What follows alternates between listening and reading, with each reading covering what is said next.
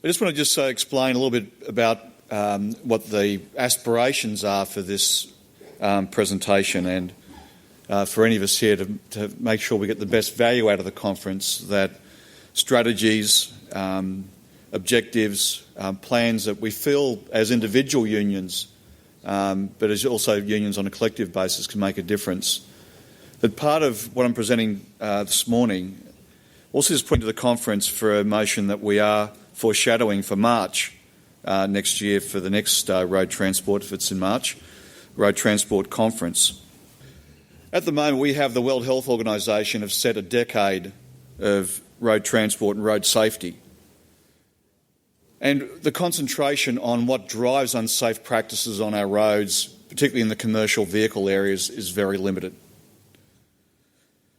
We see pressure on drivers, fatigue, poor incentive systems which encourage unsafe practices, resulting in substantial supply chain deaths.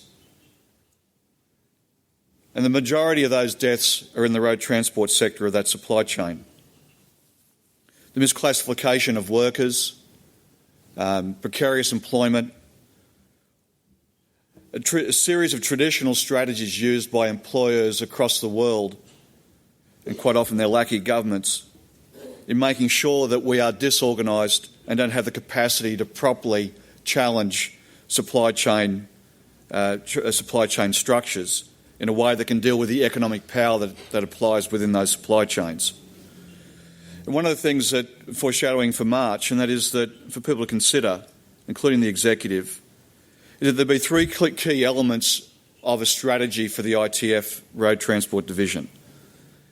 They consider both a local strategy, much of which we're all collectively doing now in one way or another, looking at both regulatory and collective employment arrangements regards union and non-unionised workers. Secondly, that we look at national legislation and supply chain regulation. And thirdly, and really encompassing what a win should look like, the ITF considering what would be international arrangements through the ILO to ensure road safety outcomes. Using tactics like internet town halls, Global Transport Institute within the ITF, using international academics, many of which are consecutive, consistent allies with the entire trade union movement across the world, and even internships between countries, where we're not sending officials on trade union holidays, we're sending them on actually to work side by side with union leaders, rank and file workers that are struggling to deal with the supply chain challenges. And of course, supplementing both national resources, a strategic approach from the ITF which deals with the whole supply chain challenge, both on a local level, national level, and a national level, looking at critical language that can be used to inspire what a win looks like when you're dealing with the massive supply chains that we do. So this is a case study in that context. Safe rates, which is some language I'll use throughout this presentation, really describes for me about taking the incentive out of unsafe practices, whether that means dealing with poor pay, incentive systems that incentivise unsafe practices, organising owner-operators or owner-drivers to make sure they're getting full compensation for both their wages and the investments of their tools of trade, their truck, and making sure economically we deal with where the economic power is. Because there is very few organised companies in the road transport industry that have any degree of economic power. They are simply price takers, not price makers. In the Australian context, that leads to 330 deaths each year in the heavy vehicle industry. We are 10 times the national average of any other industry, and we see men, women and children as casualties of the pressure that applies to truck drivers. The Australian transport sector, the road transport sector, accounts for 5% of our country's GDP. And their main drivers are the economic power exerted to squeeze the life, literally, out of truck drivers in the supply chain. In the case of our industries, we have two major retailers which dominate the transport task in Australia. 78% of our retail supermarkets work is carried out by Coles and Woolworths. And the critical thing in that presentation is to note that 30.2% of the road transport task is related to retail activity. So when we're looking at where we go after the economic power that drives the poor margins, inflicts pressure on truck drivers, and tries to contract out responsibilities from these retailers, and quite often through the supply chain again and again and again. It's important that we look at these targets that can actually make a difference to the economic power imbalance that occurs in road transport. From an inquiry that was instigated by the National Transport Commission at the behest of the Union and a number of our political allies, they come up with a very clear understanding, driving out of coroner's reports, driver surveys, driver evidence, academic reports, that low rates of pay, incentive-based pay, unpaid working time and unreasonable demands is what puts the pressure on the road transport industry, which the consequences being, as we all know too well, fatigue, poor vehicle conditions, speeding and drug use. In the case of Australia, if you're in a conference in Australia right now and you're thinking of driving either to the airport or driving some kilometres home or some miles home, then you can be assured that 1 in 3 truck drivers behind you has taken a legal stimulant to work. You can be sure that 20% of the truck drivers have done more than 79 hours that week. And 5% of truck drivers do more than 100 hours in that week. And that's not because they're greedy. It's not because they're determined to be in the rig and travel from day to day, hour to hour.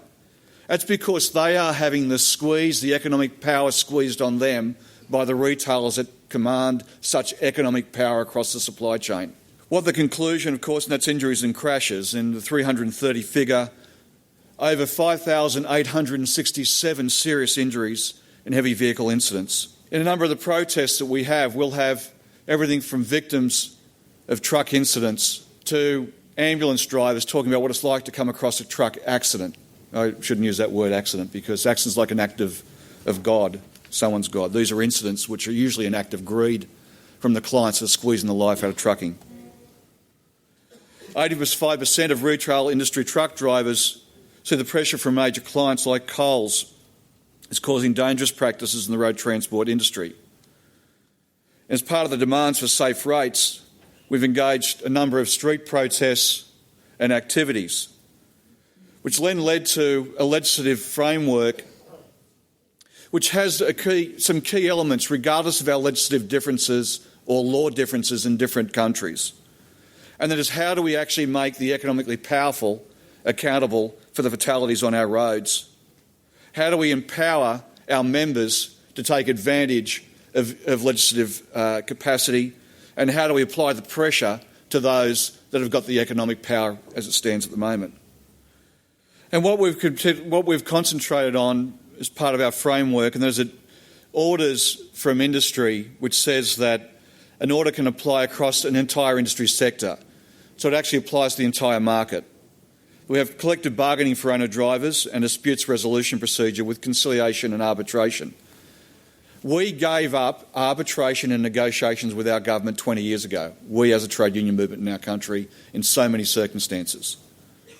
We gave up industry-wide bargaining 20 years ago and went to collective bargaining, collective bargaining based on individual companies and individual sites.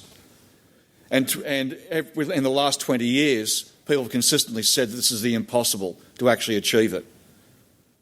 And the reason we have achieved it is because of the tribunal and the activities that have happened with our members to actually enforce and to highlight the sorts of strategies, the sorts of conflicts that occur on our roads. Now, how we won safe rates and engaging our membership was a critical part.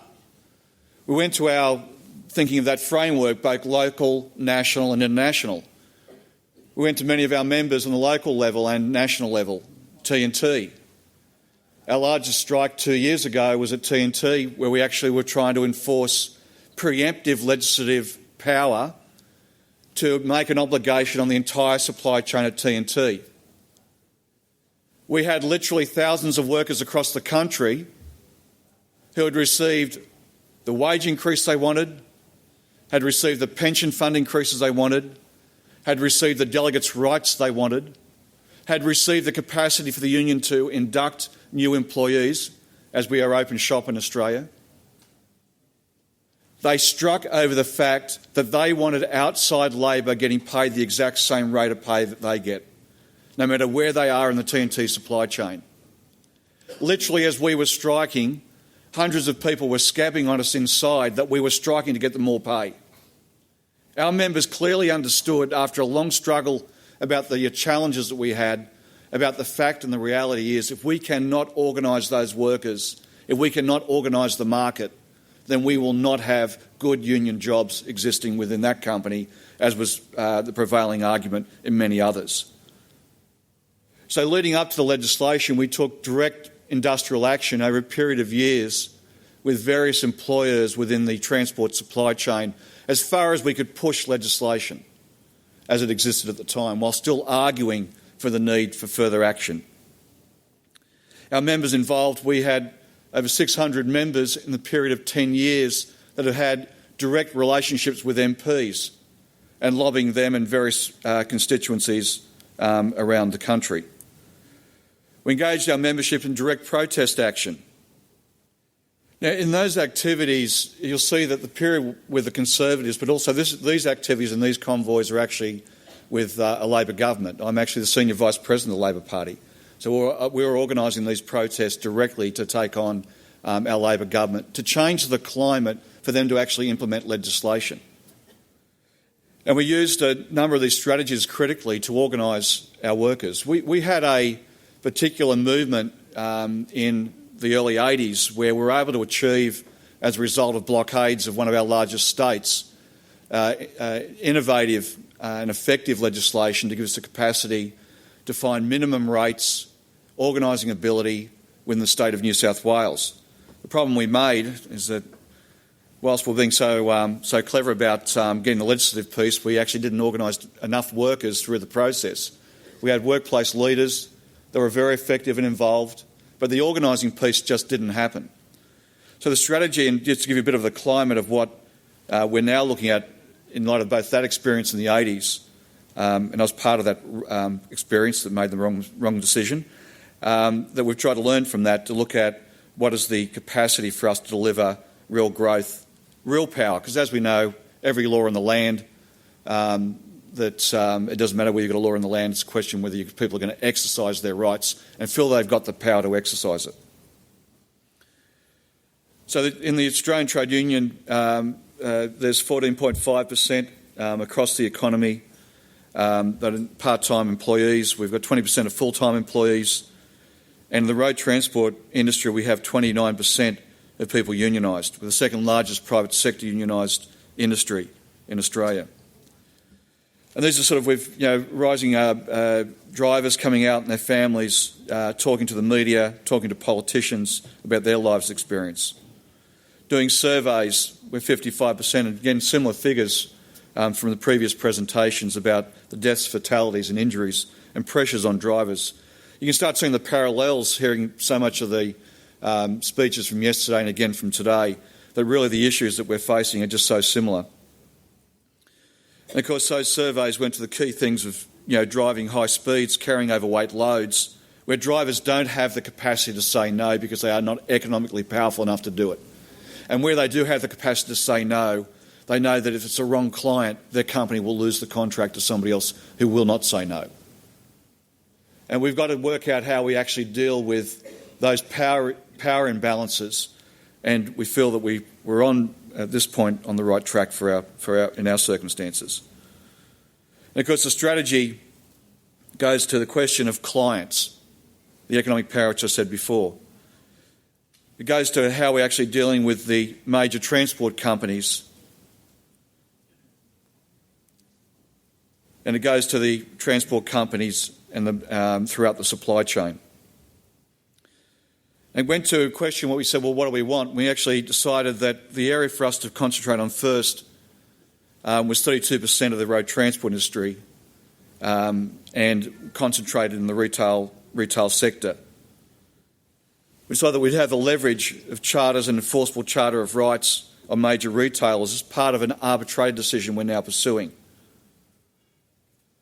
We're measuring those outcomes about actual membership growth through activism, through identifying in the supply chains that we've selected with employer allies.